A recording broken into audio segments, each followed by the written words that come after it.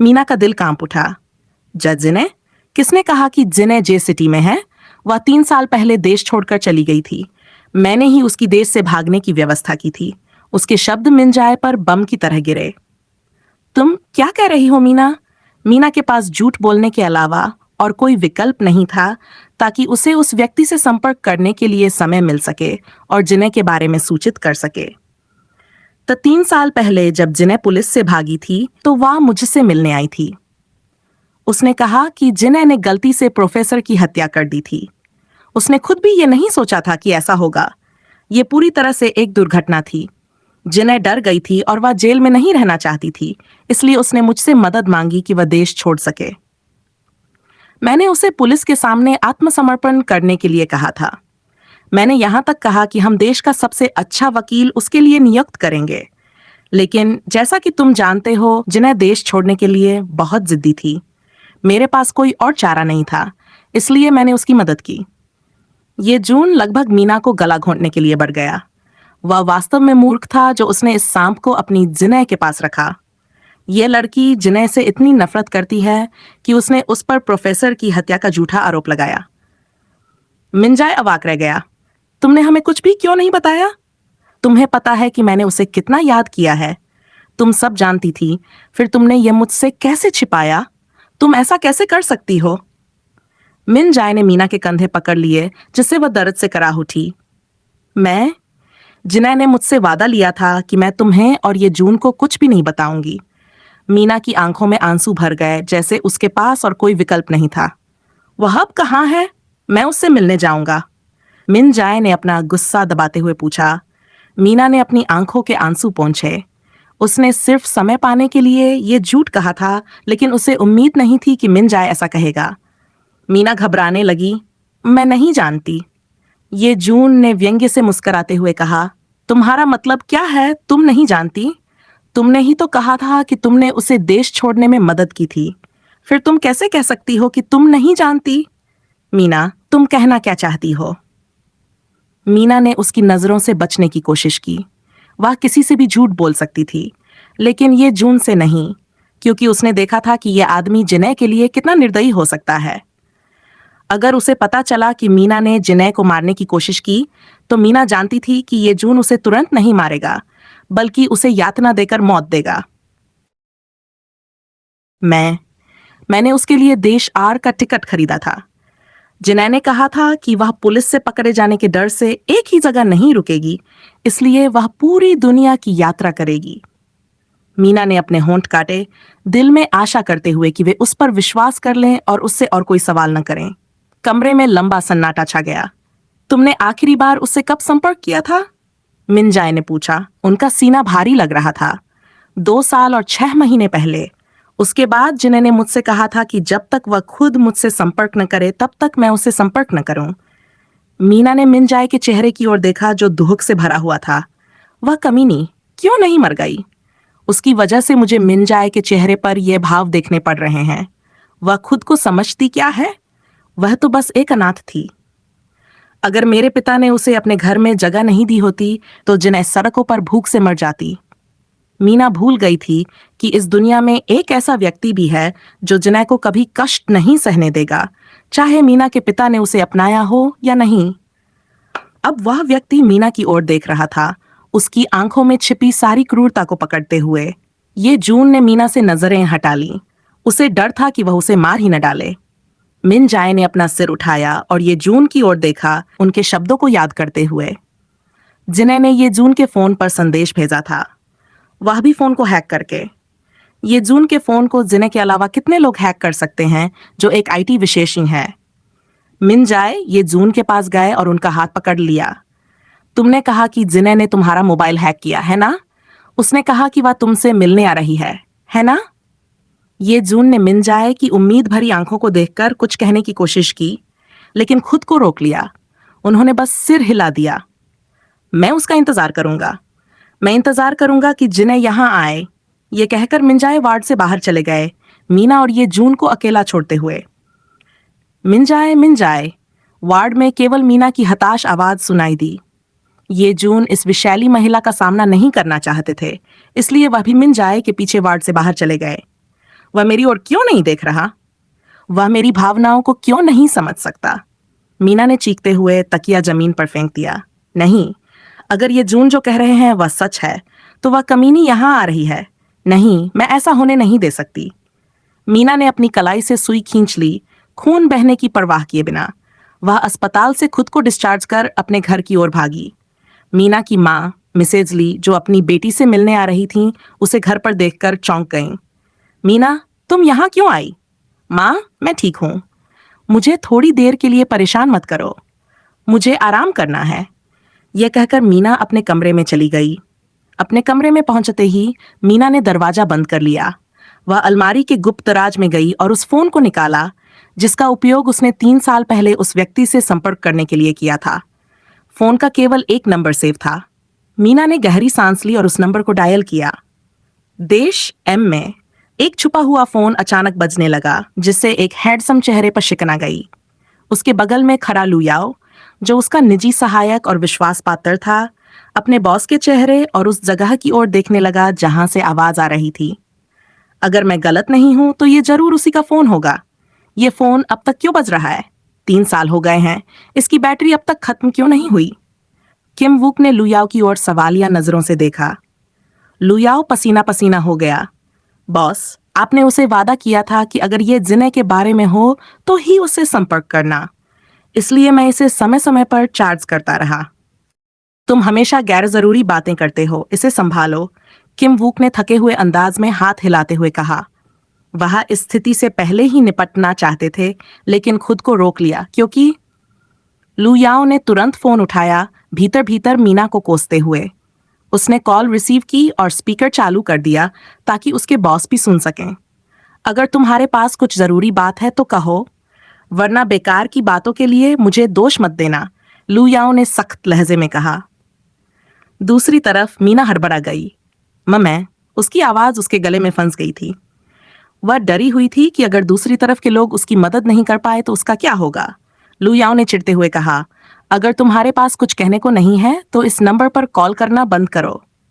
जैसे ही वह कॉल काटने वाला था, अचानक मीना की घबराई हुई आवाज सुनाई दी। वह जिंदा है, जिन्ह जिंदा है। लुयाओ का हाथ वहीं रुक गया। उसने तुरंत अपने बॉस की ओर देखा, जिनका चेहरा गंभीर हो चुका था।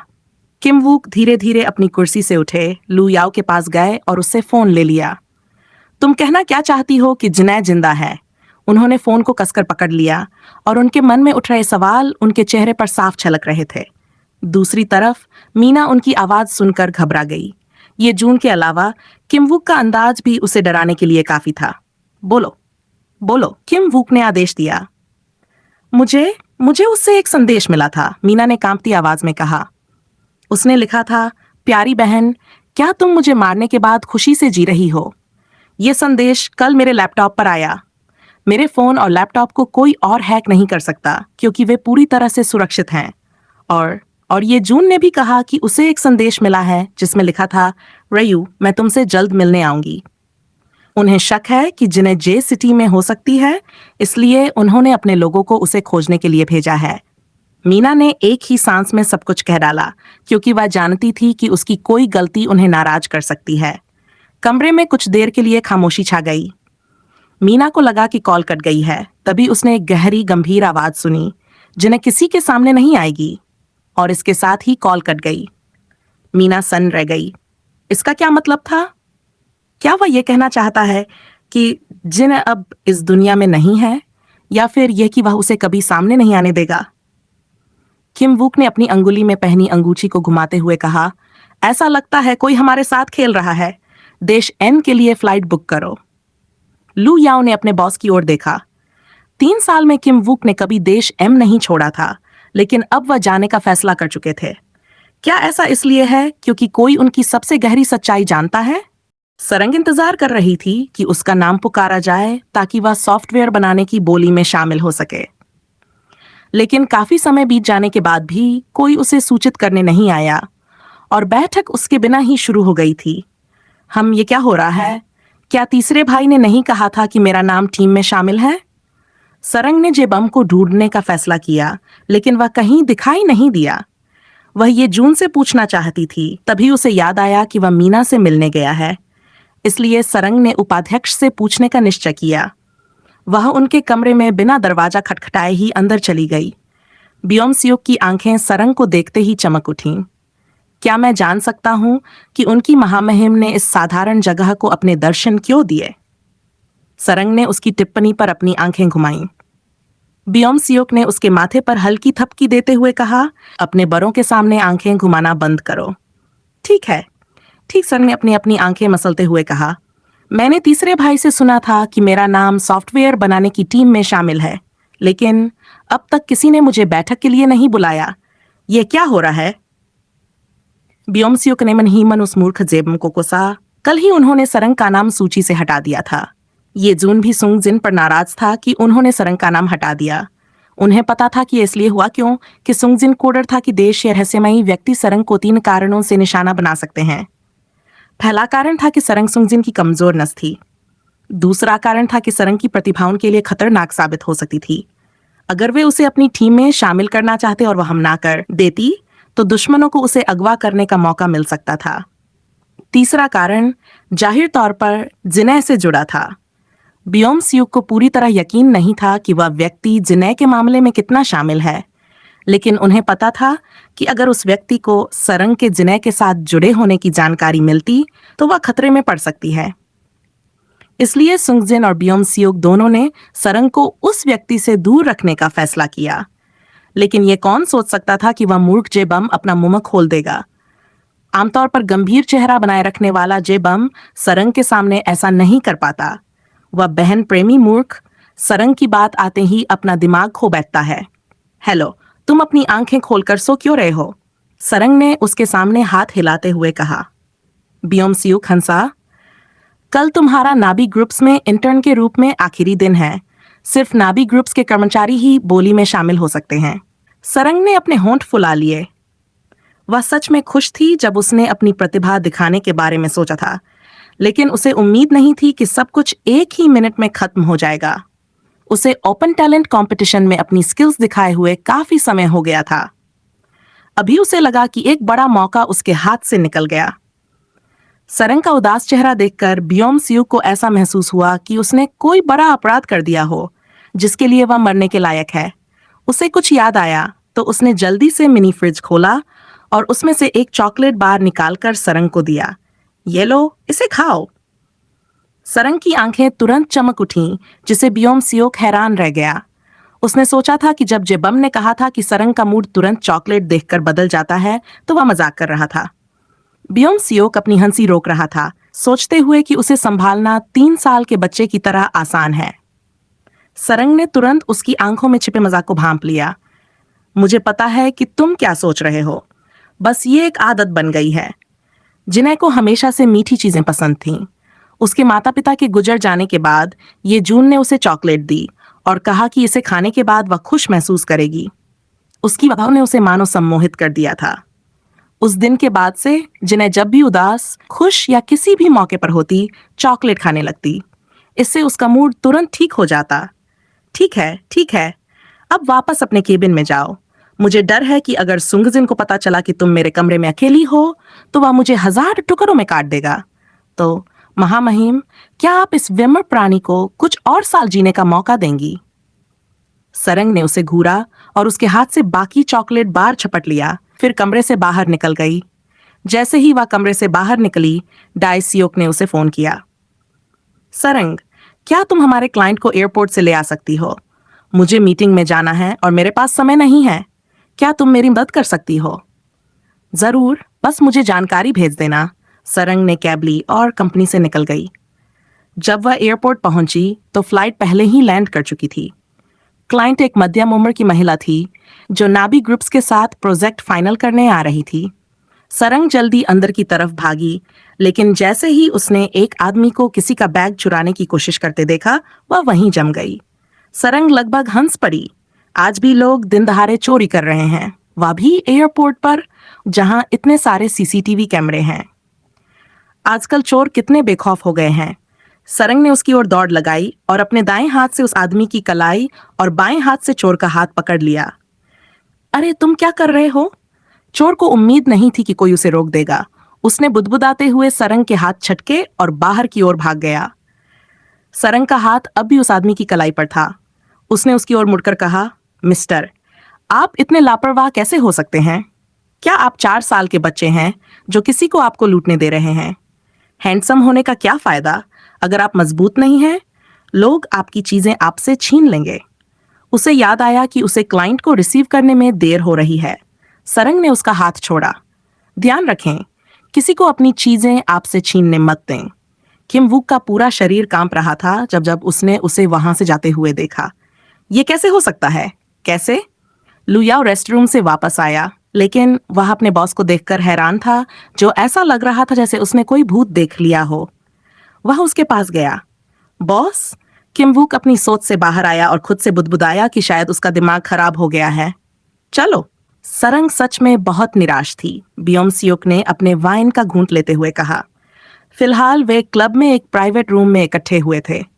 सुंगजिन लगभग उसकी चेहरे की कल्पना कर सकता था। मुझे खबर मिली है कि देश एम से लोग पहले ही हमारे देश में प्रवेश कर चुके हैं। हमें बस ये पता लगाना है कि कौन सी कंपनी ने बोली में भाग लेने के लिए पंजीकरण कराया है। मैंने इसे खोजने की कोशिश की। मुझे उम्मीद नहीं थी कि वे लोग इतने चालाक और सतर्क होंगे। हमारे जासूस शायद बोली शुरू होने से पहले इसे खोज सकें, जे इन ने जानकारी दी। हमारे चीफ जनरल तक को यह पता नहीं चल पा रहा है कि देश एम से आई हुई कंपनी कौन सी है, बियोम सियोक ने जे इन को चिढ़ाया। जे इन उसका मुंह तोड़ना चाहता था, लेकिन उसने खुद को शांत किया और अंदर ही अंदर कहा कि अभी वह एक सरकारी अधिकारी है, इसलिए वह बेरहमी से व्यवहार नहीं कर सकता। तुम मरना चाहते हो? तुम हमेशा मेरे बड़े भाई को क्यों चिढ़ाते हो? जेबम ने अंगूर का गुच्छा बियोम सियोक की ओर फेंका। बियोम सियोक ने अंगूर को पकड़कर अपने मुंह में डाल लिया। किसने कहा था कि वह इतना मासूम बने? जे इन ने उसकी मौजूदगी को अनदेखा करने के लिए गहरी सांस ली। जिन, मैंने ये जून की जांच की। रिपोर्ट्स के अनुसार वह एक अनाथ था जिसे लगभग जिने के माता पिता ने गोद लिया था। शुरुआत में मुझे लगा कि उसके जिने के लिए कुछ खास भावनाएं हो सकती हैं, लेकिन ऐसा नहीं है। ये जून ने उसे सिर्फ अपनी छोटी बहन की तरह माना। उनके आसपास के लोग कहते हैं कि जिने ही एकमात्र व्यक्ति थी जो ये जून के अच्छे और बुरे दोनों पहलुओं को सामने ला सकती थी। मैं इसे सच में समझ नहीं पा रहा हूँ। मैंने जिने की तस्वीरें देखी हैं। वह वाकई खूबसूरत है, हमारी सरंग की तरह। लेकिन क्यों ये जून ने उसके लिए कोई रोमांटिक भावनाएं नहीं दिखाई? उसने उसे अपनी बहन की तरह क्यों माना? जेबम ने उनसे पूछा। क्या तुम्हें नहीं लगता कि वह जिनय के आसपास सबसे रहस्यमय व्यक्ति है? मैं बस ये समझ नहीं पा रहा हूं कि उसने नाभी ग्रुप्स क्यों ज्वाइन किया। उसकी प्रतिभा को देखते हुए वह खुद की कंपनी बनाने की क्षमता रखता है। कौन जानता है, शायद भविष्य में वह हमारा प्रतियोगी भी बन सकता है, जेबम ने कहा। सुंगजिन ने सोचा कि जब ये जून को जिने की मौत की सच्चाई का पता चला तो उसका व्यवहार सरंग के प्रति कैसे बदल गया। वह सरंग के साथ ऐसा व्यवहार करता था जैसे वह सबसे खास और कीमती इंसान हो। लेकिन क्यों? क्या ऐसा इसलिए था क्योंकि सरंग को जिने की घटना के बारे में सब पता था? अचानक सुंगजिन को याद आया कि कैसे सरंग ने उस दिन उसके विला में गुस्सा दिखाया था, जब उसे पता चला कि जिने पुलिस द्वारा गिरफ्तार होने के बाद गायब हो गई थी। लेकिन सरंग ने यह बात बार बार कही थी कि जिने का अपहरण किया गया था। फिर सरंग ने यह जून से क्यों कहा कि जिने मर चुकी है? सुंगजिन ने उन्हें जानकारी दी। जे बम ने अपनी ड्रिंक थूक दी। मर चुकी? तुम क्या कह रहे हो? हमारी सरंग और किम ही चांग के अनुसार वह गायब हुई थी या उसका अपहरण हुआ था? सुंगजिन ने सिर हिलाया। सरंग ने यह जून से कहा था कि जिने लगभग 3 साल पहले मर चुकी थी। जिने की हत्या उसकी कजिन मीना ने की थी। सुंगजिन ने खुद को कोसा कि उसने इस मामले की जांच नहीं की। वह केवल सरंग की भावनाओं की चिंता कर रहा था और इस बड़ी समस्या को नजरअंदाज कर दिया। क्या तुम सच कह रहे हो? किसी को नहीं पता चला कि जिनय के साथ क्या हुआ जब उसे गिरफ्तार किया गया था। हमने किम ही चांग को गिरफ्तार किया और यह पता चला कि वह अपहरण में शामिल था, लेकिन उसे भी नहीं पता कि उसके बाद क्या हुआ। और तुम कह रहे हो कि सरंग को उसके बारे में पता है, और वह भी कि जिनय की हत्या हुई थी? जे इन ने पूछा। जे इन ने अपनी सैन्य शक्ति का उपयोग करके गुप्त रूप से जिनय की जांच की ताकि वह अपनी गॉड सिस्टर की मदद कर सके। लेकिन हर बार जांच वहीं खत्म हो जाती थी जहां पुलिस ने जिने को गिरफ्तार किया था। यहां तक कि उसे भी यह विश्वास नहीं था कि जिने का अपहरण हुआ होगा, जब तक कि उसे किम ही चांग को गिरफ्तार करने के लिए नहीं कहा गया। शुरुआत में उसे लगा कि शायद यह इसलिए है क्योंकि किम ही चांग हथियारों की तस्करी में शामिल था, लेकिन कौन जानता था कि जैसा कि सरंग ने कहा था, जिने का अपहरण उसकी कजिन मीना ने किया था। और अब सुंगजिन कह रहा है कि मीना ने जिने की हत्या कर दी। जिन, क्या तुम सच कह रहे हो? बियोम सियोक ने एक बार फिर से पुष्टि के लिए पूछा। सिर्फ जे इन ही नहीं, बाकी दोनों के मन में भी यही सवाल थे। हाँ, मैंने यह सरंग से सुना जब वह ये जून से कह रही थी, सुंगजिन ने सोफे पर झुकते हुए कहा। ओह, क्या तुम सच कह रहे हो? सरंग को पता है कि जिने की हत्या उसकी खुद की कजिन ने की? बियोम सियोक ने जोर से शाप दिया। जे बम भी लगभग गुस्से में आ गया। कैसे? उसे कैसे पता? कहीं ऐसा तो नहीं कि सरंग लोगों का अतीत देख सकती है? उसने ठंड लगने पर अपने हाथ गले में लपेट लिए। तुम क्या कह रहे हो?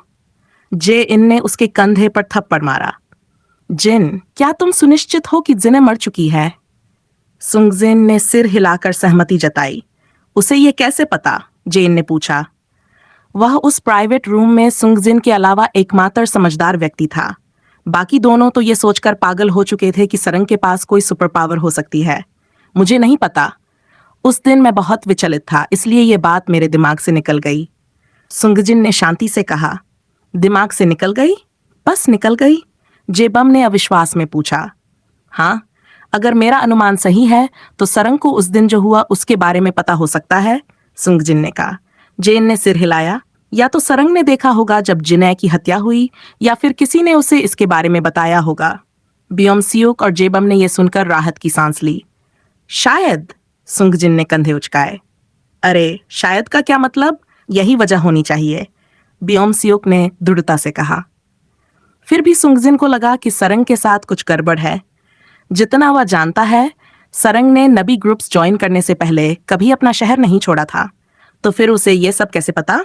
जितना वह सोचता उतना ही परेशान हो जाता। सुंगजिन इस बात से परेशान था कि इतने लंबे समय बाद भी सरंग उस पर भरोसा क्यों नहीं करती, या फिर सरंग सच बताने के लिए तैयार क्यों नहीं है कि जिने के साथ वास्तव में क्या हुआ। वह इस बात से दुखी हुआ कि उसने उसका भरोसा नहीं जीता। साथ ही उसे महसूस हुआ कि सरंग ये जून के करीब हो रही थी, जबकि उसे जानते हुए सिर्फ 1 महीना हुआ था। क्या हो सकता है कि सरंग को ये जून पसंद हो, उसे नहीं? मैंने इस कहानी के सभी चैप्टर समझा दिए हैं जो फ्री में उपलब्ध थे। बाकी चैप्टर प्रीमियम है और वर्तमान में मेरे पास प्रीमियम खरीदने के लिए पैसे नहीं हैं। अगर आप मेरी मदद करेंगे तो मैं अगले एपिसोड लाऊंगा।